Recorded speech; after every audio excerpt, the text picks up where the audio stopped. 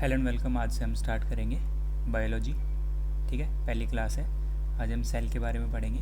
ये video RIMC, RMS और सैनिक स्कूल के 6th और 9th के एंट्रेंस एग्ज़ाम के लिए बेनिफिशियल, और जो RIMC का जो GK वाला पोर्शन होता है उसमें साइंस के क्वेश्चन आते हैं, तो उसके लिए हम सेल चैप्टर से आज स्टार्ट करेंगे। ठीक है, और धीरे धीरे हम पूरी साइंस कवर करेंगे। जिसका भी एग्ज़ाम दिसंबर में है वो ज़रूर देखेंगे, बेसिक से चलेंगे। ठीक है, तो स्टार्ट करते हैं। ठीक है, तो बायोलॉजी के दो ब्रांच है। ठीक है, एक जूलॉजी, एक बॉटनी।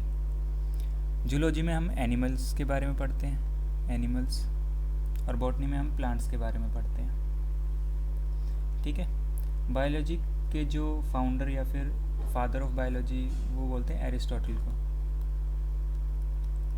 ठीक है, तो और जूलॉजी का भी जो था वो एरिस्टोटल ही था, लेकिन जो बॉटनी का था वो थियोफ्रेस्टस है, थियोफ्रेस्टस।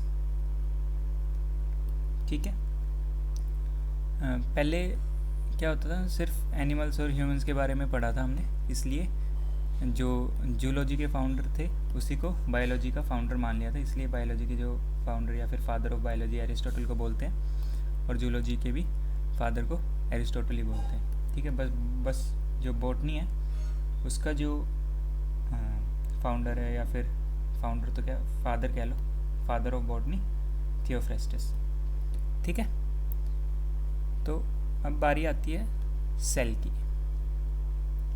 सेल से हम इसलिए स्टार्ट करें क्योंकि जो सेल है वो क्या है, fundamental unit of life, fundamental unit of life. ठीक है, जो लाइफ की जो सबसे छोटी या फिर बेसिक यूनिट, मतलब जहाँ से लाइफ स्टार्ट हुई है, वो सेल ही है। तो हम अपना सिलेबस भी जो बायोलॉजी का वो सेल से ही स्टार्ट करेंगे। ठीक है, तो सबसे पहले एक टर्मिनोलॉजी आती है साइटोलॉजी। साइटोलॉजी ये होती है study of cells, study of cells. ठीक है, होता क्या है, सेल्स होते हैं, उससे टिश्यू बनते हैं, टिश्यू से ऑर्गन्स बनते हैं, ऑर्गन से फिर पूरी जो हमारी बॉडी होती है, ह्यूमन बॉडी या एनिमल बॉडी या प्लांट बॉडी, वो बनती है। ठीक है, अब बारी आती है कि सेल। ठीक है, सेल आया कहाँ से, सेल वर्ड या फिर जो भी है, सेल सबसे पहले देखा किसने, तो जो सेल की जो डिस्कवरी थी, डिस्कवरी वो करी थी रॉबर्ट हुक ने, रॉबर्ट हुक। ठीक है, कौन से साल में करी थी, ये करी थी 1665 में। अब करी कैसे, इसने क्या लिया, स्लाइस ऑफ कॉर्क, या लकड़ी का एक जो छोटा सा टुकड़ा होता है, स्लाइस ऑफ कॉर्क। ठीक है, इसने एग्जामिन करा और इसने देखा कि स्मॉल कंपार्टमेंट लाइक स्ट्रक्चर बना हुआ है।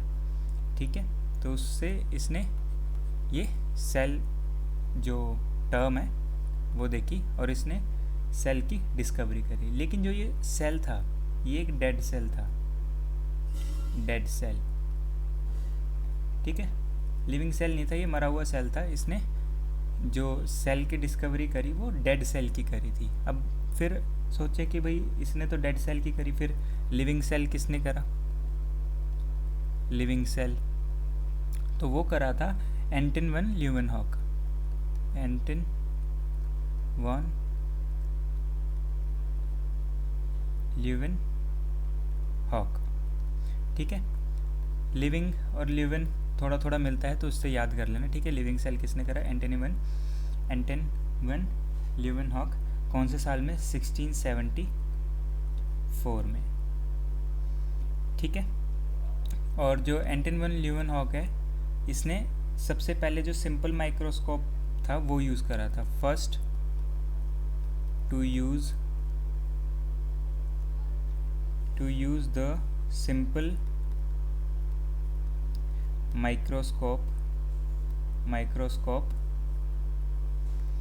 in his study. इसको एक और नाम देते हैं पायनियर ऑफ माइक्रोस्कोपी,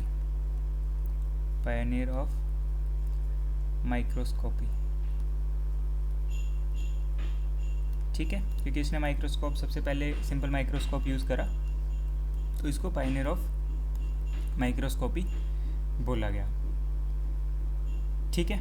उसके बाद बारी आती है सेल थ्योरी, ठीक है। सेल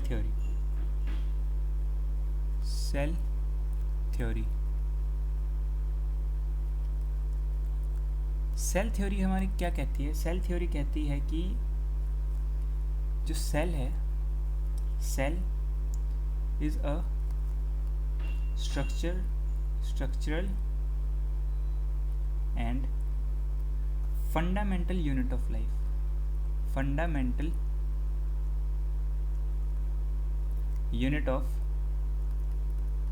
लाइफ, ये है सेल थ्योरी। अब ये दी किसने? दो बंदों का नाम याद रखना, एम श्लेडन और टी श्वान, ठीक है। इनका पूरा नाम अगर देखें तो इसका नाम है मैथियस जेकब शेल्डन, ठीक है। और इसका नाम है थियोडोर श्वान।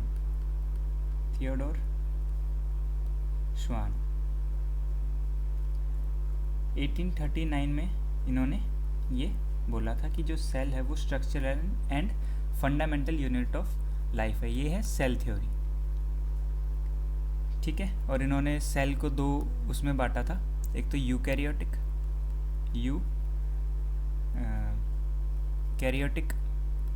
और prokaryotic,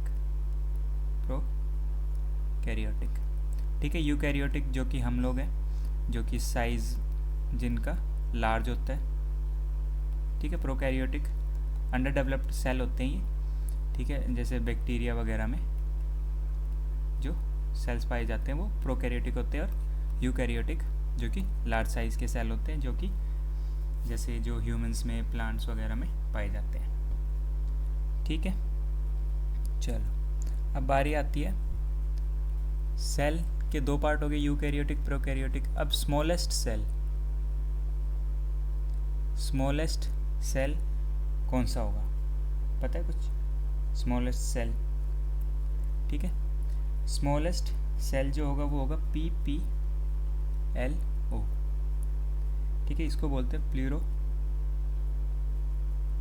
pleuro pneumonia like organism, pneumonia like organism, ठीक है। लार्जेस्ट होता है ऑस्ट्रिच का एग, ठीक है। ऑस्ट्रिच एग, साथ साथ ही इन्फॉर्मेशन लिखते रहना, क्योंकि ये एग्ज़ाम में डायरेक्ट आ जाता है MCQs में, ठीक है। स्मॉलेस्ट हो गया हमारा प्लूरो न्यूमोनिया लाइक ऑर्गेनिज्म, और लार्जेस्ट हो गया हमारा ऑस्ट्रिच एग। अब ह्यूमंस की अगर हम बात करें, ह्यूमंस में तो स्मॉलेस्ट होगा स्पर्म, ठीक है। स्मॉलेस्ट स्पर्म, लार्जेस्ट ओवम, और लॉन्गेस्ट हो गया हमारा न्यूरॉन, ठीक है, या नर्व सेल,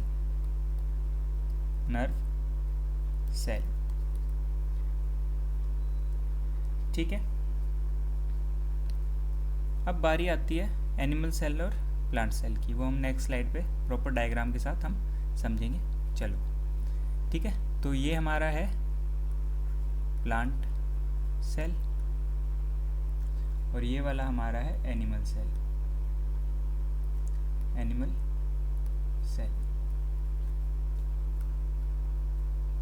ठीक है।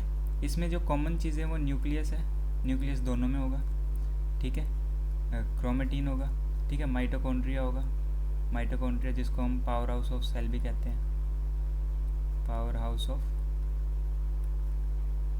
सेल, ठीक है। वैक्यूल्स होंगे, ये वाटर स्टोर करते हैं, वाटर स्टोर करते हैं। राइबोसोम्स जिसमें प्रोटीन बनता है, प्रोटीन सिंथेसिस होती है, ठीक है।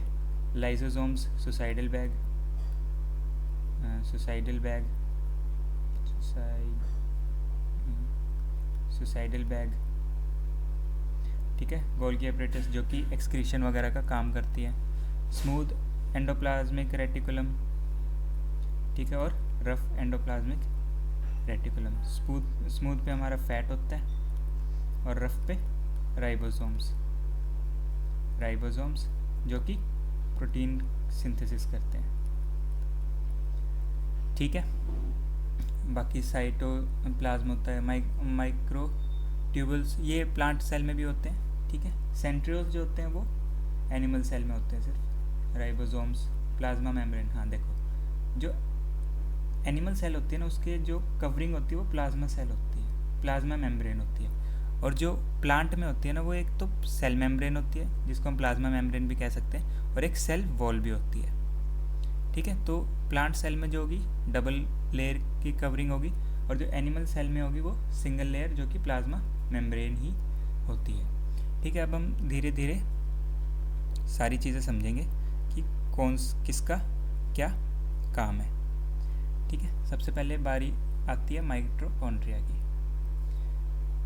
माइटोकॉन्ड्रिया को पावर हाउस ऑफ सेल भी कहते हैं, power house of cell.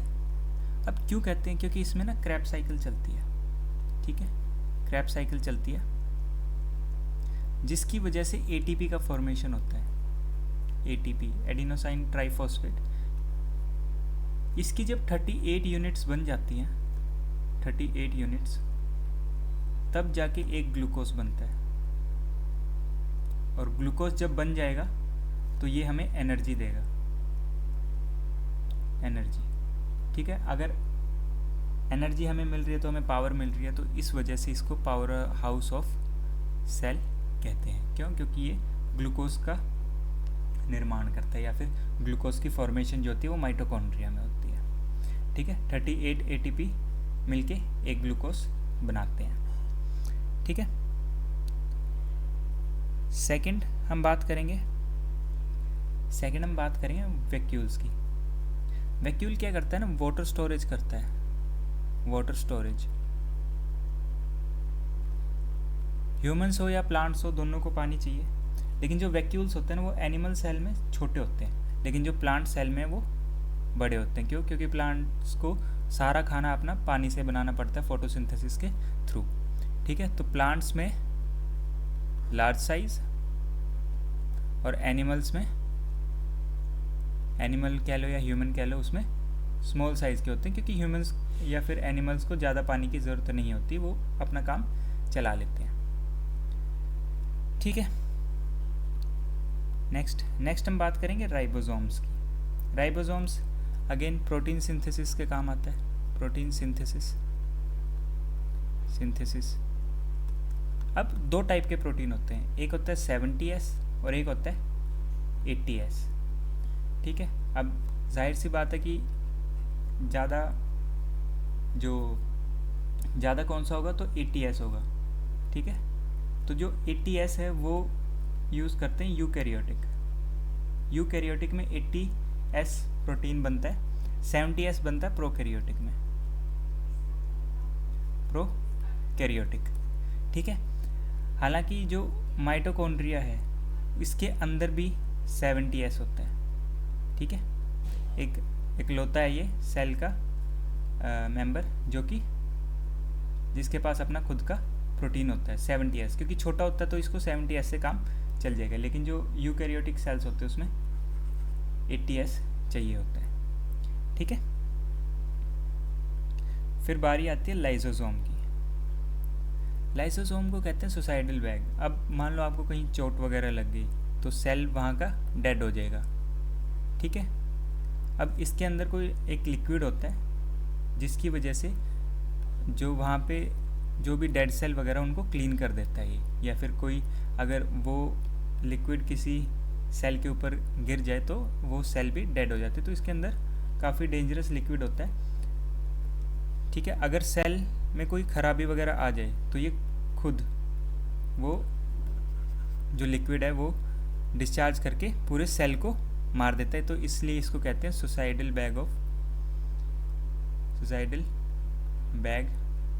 Of cell, ठीक है। इसको कहते हैं लाइसोसोम को। फिर आता है smooth endoplasmic reticulum, rough endoplasmic reticulum. अब एंडोप्लाज्मिक रेटिकुलम का काम होता है ये एज अ बोन स्ट्रक्चर, या फिर क्या बोलते हैं, हड्डियों का ढांचा, स्केलेटन टाइप काम करता है। ये ना सेल को मतलब पिचकने से बचा लेता है, ठीक है। ये हमारा एंडोप्लाज्मिक रेटिकुलम है, ठीक है। सेंटर में न्यूक्लियस है, तो ये जो है वो बचा लेता है कि सेल, इतनी सारी चीज़ें, प्रेशर पड़ता होगा तो सेल को ये दबने या फिर पिचकने से बचा लेता है, जिसकी वजह से जो सेल के अंदर की जो चीज़ें, मान लो अगर सेल पिचक गया तो लाइसोसोम अपने आप फट जाएगा और पूरा सेल डेड हो जाएगा। तो उससे हमें जो बचाता है वो है एंडोप्लाज्मिक रेटिकुलम, ठीक है। समझ आया एंडोप्लाज्मिक रेटिकुलम? एक सेकेंड, हाँ। फिर है गोल्गी एपरेटस। गोल्गी एपरेटस कुछ नहीं करता, जो भी सेल में एक्स्ट्रा चीज़ें होती हैं या फिर एक्सक्रीशन वगैरह के काम आता है ये गोल्गी एपरेटस। जो भी फालतू की चीज़ें होती हैं उनको ये बाहर फेंक देता है, ठीक है। फिर है क्लोरोप्लास्ट, ये ग्रीन कलर देता है, ठीक है, प्लांट्स को। साइटोप्लाज्म, सेल मेम्ब्रेन और सेल वॉल, ये जो चीज़ें हैं, सेल मेम्ब्रेन एनिमल्स में भी होती है, लेकिन जो सेल वॉल होती है वो सिर्फ प्लांट्स में होती है। इसमें एनिमल सेल में सेल वॉल नहीं होती है, ठीक है। आया समझ में? चलो आगे करते हैं। फिर है सेंट्रियोल्स हैं। सेंट्रियोल सिर्फ एनिमल सेल में पाए जाते हैं, ठीक है। फिर उसके बाद बारी आती है साइटोप्लाज्मा, ठीक है। अब इसके अंदर क्या होता है ना, जैसे ये चीज़ें ऐसे ही ना पड़ी रहें, इसके लिए ना इसके अंदर एक लिक्विड होता है जिसको हम साइटोप्लाज्म कहते हैं, ठीक है, ताकि ये चीज़ें अपनी अपनी जगह पे रहे। ऐसे ना हो कि अगर ऐसे ही रख दिए तो फिर एक दूसरे के ऊपर ये चढ़ जाएंगे, ठीक है। प्लाज्मा मेम्ब्रेन, फिर से वही कि जो इसकी आउटर लेयर होती है उसको हम प्लाज्मा मेम्ब्रेन कहते हैं, ठीक है। फिर बारी आती है सेंट्रियोल्स की। अब सेंट्रियोल्स क्या करता है? ये करता है सेल डिवीजन। हर एक सेल का अलग काम है। जैसे स्किन का सेल है, वो अगर सेल डिवीजन करेगा तो स्किन की करेगा, ठीक है। अच्छा, एक इम्पोर्टेंट फैक्ट बता देता हूँ कि जो फास्टेस्ट सेल डिवीजन कहाँ होगा? ये होगा लिवर में, ठीक है। और स्लोएस्ट या फिर ना के बराबर, ठीक है, नो सेल डिवीजन ह्यूमंस में होता है ब्रेन में। अगर ब्रेन में चोट लगी कहीं तो सेल डिवीजन होके वो अपने आप ठीक नहीं होगा, ठीक है, इंसान पागल हो जाएगा। ब्रेन का कोई भी फंक्शन हिला तो जो इंसान है वो पागल हो जाता है। पागल इन द सेंस मतलब उसका ब्रेन जो है वो अच्छे से काम नहीं करेगा, ठीक है। तो सेंट्रियोल्स सबसे ज़्यादा एक्टिव कहाँ होंगे ह्यूमन बॉडी में? लिवर में, और सबसे कम ब्रेन में। अब होता क्या है कि मान लो आपको स्किन पे चोट लग गई, जैसे कुछ लग जाता तो नीला नीला पड़ जाता। तो नीला नीला क्यों पड़ता है? क्योंकि अंदर के जो सेल हैं वो डेड हो चुके हैं, ठीक है। उसमें क्या होगा कि साथ जो न्यूक्लियस है वो बोलेगा सेंट्रियोल और राइबोसोम, माइटोकॉन्ड्रिया, इन सबको कि भाई तुम एनर्जी लगाओ और सेल डिवीजन करो, ठीक है। स्किन वाला क्या करेगा? सेल न्यू फॉर्मेशन करेगा, और जो पुराने सेल हैं उनको जो लाइसोसोम है वो ख़त्म कर देगा, ठीक है। तो ये थी बेसिक चीज़ें इनकी, सेल की। कलम पढ़ेंगे डिटेल में पढ़ेंगे माइटोकॉन्ड्रिया किसने फाइंड करा, ठीक है, न्यूक्लियस का क्या काम है, बाकी चीज़ों का क्या काम है, ठीक है, soft endoplasmic reticulum, rough endoplasmic reticulum, cell wall का क्या काम है, सेल, अच्छा बता ही देता हूँ, जो सेल वॉल या फिर जो सेल मेम्ब्रेन है वो किससे बनी होती है, एनी आइडिया? तो जो एनिमल सेल में जो सेल प्लाज्मा मेम्ब्रेन होती है वो बनी होती है प्रोटीन से, ठीक है, प्रोटीन से।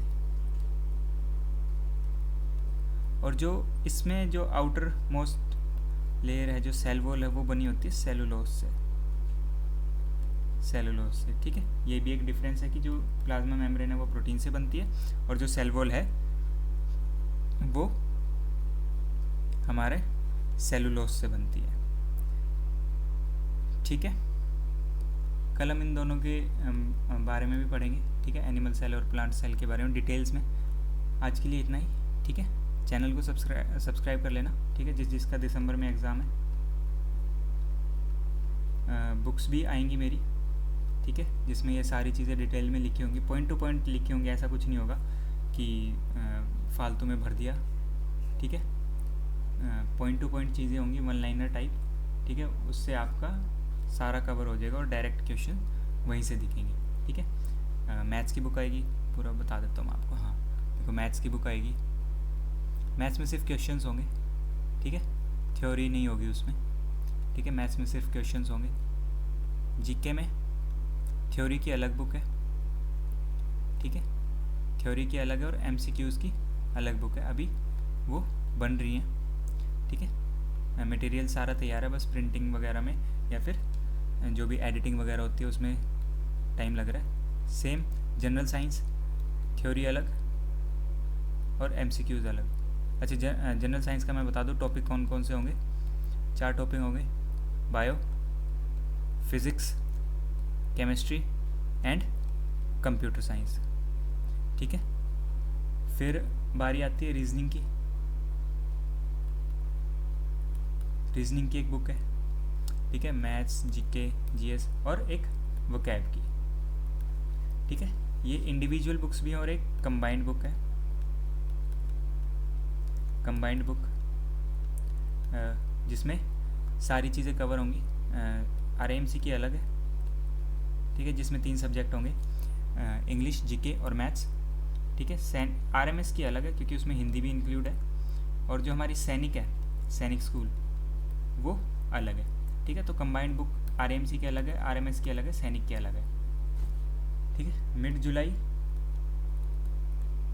मिड जुलाई या फिर एंड ऑफ द जुलाई तक ये प्रोजेक्ट पूरा हो जाएगा और बुक्स हमारी रेडी हो जाएंगी, ठीक है। तो आप लोगों के लिए बहुत मेहनत की जा रही है, अपना दिसंबर का एग्ज़ाम आप लोगों ने क्लियर करना है, ठीक है। Thank you, all the best.